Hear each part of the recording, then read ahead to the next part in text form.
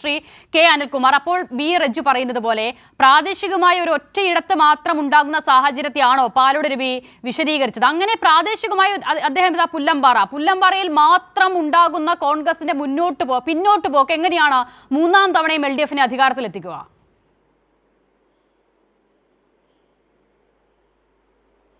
അല്ല, ഇടതുപക്ഷ മുന്നണി രണ്ടാം തവണ അധികാരത്തിൽ വന്നതിന് കാരണം എന്തായിരുന്നു?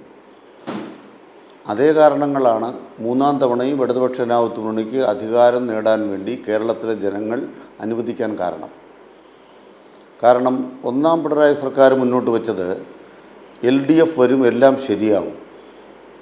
ഇനി ശരിയാകാൻ ബാക്കി എന്തൊക്കെയാണ്? അതെന്താണെങ്കിലും പറഞ്ഞാൽ മതി, നമുക്കത് പരിഹരിക്കാനാകും. അപ്പോൾ LDF വരും, എല്ലാം ശരിയാകുമെന്ന മുദ്രാവാക്യം ഞങ്ങളെ തിരിഞ്ഞു കൊത്തുന്നില്ല. വിദ്യാലയങ്ങൾ നന്നായിട്ടുണ്ട്, എന്നാൽ ചില കെട്ടിടങ്ങൾ പഴയതാണ്. പഴയ കെട്ടിടങ്ങളുള്ള സ്ഥാനത്ത് അതിൻ്റെ ഭാഗമായ പ്രശ്നങ്ങൾ വരും. അത് കൂടുതൽ ജാഗ്രതയോടെ ശ്രദ്ധിക്കേണ്ടതുണ്ട്. അത്തരം അനുഭവങ്ങളാണ് മെഡിക്കൽ കോളേജിലെയും അതുപോലെ തന്നെ കാർത്തികപ്പള്ളിയിലെ ഒരു സ്കൂളിലെയും അനുഭവം നമ്മുടെ മുമ്പിലുള്ളത്. രാജസ്ഥാനിലൊരു സ്കൂൾ തകർന്ന് 10-12 കുട്ടികൾ മരിച്ച ദാരുണമായ ഒരവസ്ഥ. ആ കുട്ടികളുടെ മൃതദേഹങ്ങൾ എടുത്തുകൊണ്ട് സ്കൂളിൽ നിന്നും ആശുപത്രിയിലേക്ക് ഓടി വരുന്ന സ്വന്തം മാതാപിതാക്കളുടെ വേദന. ഇന്ന് തന്നെ നമ്മൾ കാണുകയാണ്, ഛത്തീസ്ഗഡിൽ അവിടുത്തെ കന്യാസ്ത്രീകൾ സഭാവസ്ത്രം ഉപേക്ഷിച്ചിട്ട് മാത്രമേ ഇനി വഴി കൂടെ നടക്കാൻ പറ്റൂ. ഞങ്ങൾക്ക് ഞങ്ങളുടെ സഭയുടെ വസ്ത്രം ധരിച്ച് യാത്ര ചെയ്യാൻ വൈദികർക്കും കന്യാസ്ത്രീകൾക്കും സാധിക്കില്ല. ഛത്തീസ്ഗഡിലെ പ്രധാന പ്രതിപക്ഷം കോൺഗ്രസ്സാണ്. ഒരു പ്രതിപക്ഷത്തിന് അവിടെ ഒരു പ്രതികരണമില്ല. രാജസ്ഥാനിലെ കോൺഗ്രസ്സിന് പ്രതികരണമില്ല. അപ്പോൾ കോൺഗ്രസ്സുകാർ പ്രതികരിക്കുന്നത് കേരളത്തിൽ മാത്രമാണ്. അതും ഇടതുപക്ഷ ജനാധിപത്യ മുന്നണി ഗവൺമെൻറ്റിനെതിരെ മാത്രമാണ്. നിങ്ങൾ ദില്ലിയിൽ കെജ്രിവാളിൻ്റെ സർക്കാരിനെ പുറത്താക്കി BJPക്ക് ഭരണം കൈമാറിയതുപോലെ മാർക്സിസ്റ്റ് പാർട്ടിയോടുള്ള LDFനോടുള്ള അന്ധമായ എതിർപ്പ്, സത്യങ്ങൾ കാണാതിരിക്കുന്ന നുണപ്രചരണം, ഇതിൻ്റെ എല്ലാം ഫലമായി കേരളത്തെ BJPക്ക് കൈമാറാനുള്ള ഒറ്റുകാരായി കോൺഗ്രസ് പ്രവർത്തിക്കുന്നു. അങ്ങനെ പ്രവർത്തിച്ച അനുഭവം മുമ്പ് നേമത്തുണ്ടായി, പിന്നീടത് ഉണ്ടായില്ല. ഇപ്പോൾ തൃശ്ശൂരാണെങ്കിൽ തന്നെ 83,000 വോട്ട് UDFൽ നിന്നാണ് ചോർന്നു പോയത്. സുരേഷ് ഗോപി ജയിച്ചു. അത് ആവർത്തിക്കുമെന്നാണ് പാലോട് രവി പറയുന്നത്. പാലോട് രവി പറയുന്നത് ലോക്സഭാ തെരഞ്ഞെടുപ്പിൽ 50,000-60,000 വോട്ട് വരെ 50-60 മണ്ഡലങ്ങളിൽ BJP പണം കൊടുത്തു വാങ്ങും. കോൺഗ്രസ് 3-ാം സ്ഥാനത്താകും. LDFന് തുടർഭരണമുണ്ടാകും. അദ്ദേഹം പറയുന്നത് കോൺഗ്രസ്സിന് ജംബോ കമ്മിറ്റികളുണ്ട്, പക്ഷെ വഴിയിലൊരുത്തരം കാണാനില്ല. നാട്ടിൽ നാട്ടുകാരുടെ മുഖത്ത് കാണിക്കാവുന്ന ഒറ്റ ഒരുത്തൻ ആ കമ്മിറ്റിയിലൊന്നുമില്ല. കെ സുധാകരൻ എന്തിനാണ് ഇത്രയേറെ സ്ഥാനം കൊടുത്തിരിക്കുന്നത്? അദ്ദേഹം MP അല്ലേ? ഒരേ നേതാക്കന്മാർ തന്നെ എത്രയോ സ്ഥാനങ്ങൾ ഒരേ പാർട്ടിയിൽ തന്നെ 10-40 സ്ഥാനങ്ങൾ കൊണ്ടു നടക്കുന്നു. ഇവർ പ്രവർത്തകരോട് നീതി ചെയ്യുന്നുണ്ടോ? ഇതൊക്കെ ഏത് പുല്ലമ്പാറയിലെ കാര്യമാണ് പറഞ്ഞുകൊണ്ടിരിക്കുന്നത്? അപ്പോൾ പാലോരുടെയും മനസ്സ് തുറക്കുന്നത് കോൺഗ്രസ് പാർട്ടിയുടെ ആന്തരികമായ കാര്യമാണ്. ആ പാർട്ടിയിൽ നിന്ന് സംഭവിച്ചുകൊണ്ടിരിക്കുന്ന മേധാവിത്വം നിറഞ്ഞ നിലപാടാണ്. VD സതീശൻ എടുക്കുന്ന നിലപാടിനോട് ചെന്നിത്തലയ്ക്ക് യോജിക്കാനാവില്ല. ചെന്നിത്തലയും സതീശനും പരസ്പരം അകലം കാട്ടി ജീവിക്കുന്നു. KPCC പ്രസിഡന്റ് എന്ന് പറയുന്നത് കെ സുധാകരനെ ഒഴിവാക്കാൻ താൽക്കാലികമായി കൊണ്ടു നിർത്തിയ ഒരു പ്രസിഡൻ്റാണ്. അതുകൊണ്ട് KPCC പ്രസിഡന്റ് അദ്ദേഹത്തിൻ്റെ കഴിവിൽ പ്രസിഡൻ്റായ ആളല്ല. കണ്ണൂരിൽ നിന്നൊരാളായിരിക്കണം, സുധാകരനെ അനുയായിയായിരിക്കണം. എന്നിട്ടും അദ്ദേഹത്തെ സ്വീകരിക്കാൻ എന്തൊരു ജാഥയായിരുന്നു കണ്ണൂരിൽ. സ്വീകരണം നടത്തുമ്പോൾ ഫ്ലക്സ് വെച്ചത് സുധാകരൻ്റെ.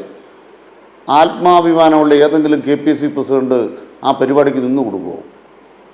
ഒരു KPCC പ്രസിഡന്റ് വരുമ്പോൾ സുധാകരന് സിന്ദാബാദ് വിളിച്ചുകൊണ്ട് 500 പേര് കൂടുക, വഴി മുഴുവൻ സുധാകരൻ്റെ പടം, യോഗത്തിന് സുധാകരൻ്റെ പ്രതിജ്ഞ, രക്തമായി ഇല്ലാതൊരു പ്രസിഡന്റ്. ഇത് കോൺഗ്രസ് പാർട്ടിക്കല്ലാതെ ഈ ഗതികേടുണ്ടാകുമോ? ഇവിടെ ഞങ്ങളെ സംബന്ധിച്ച് അടുത്ത ഭരണം LDFനാണ് എന്ന് വീണ്ടും ശ്രീ പാലോട് രവി പറഞ്ഞതല്ല ഞങ്ങളെ സന്തോഷിപ്പിക്കുന്നത്. ഞങ്ങളെ അതിനേക്കാൾ സങ്കടപ്പെടുന്നൊരു കാര്യമുണ്ട്. BJPയുടെ വളർച്ച തടയുന്നതിനുള്ള പ്രതിരോധം നടത്താൻ കോൺഗ്രസ്സിന് ത്രാണിയില്ല. നമ്മുടെ ആളുകളെല്ലാം BJPയിലേക്ക് പോകും. അപ്പോൾ ലീഗുകാരെന്ത് ചെയ്യും? ഇസ്ലാം മത വിശ്വാസികൾ എന്ത് ചെയ്യും? ലീഗുകാരെല്ലാം വേറെ പാർട്ടിയിലേക്ക് പോകും. മുസ്ലിങ്ങളെല്ലാം വേറെ പാർട്ടിയിലേക്ക് പോകും. അങ്ങനെ BJP എന്ന് പറയുന്ന പാർട്ടി ശക്തിപ്പെടുന്നതോടെ UDF എന്ന് പറയുന്ന സംവിധാനം ഇല്ലാതെയാവും.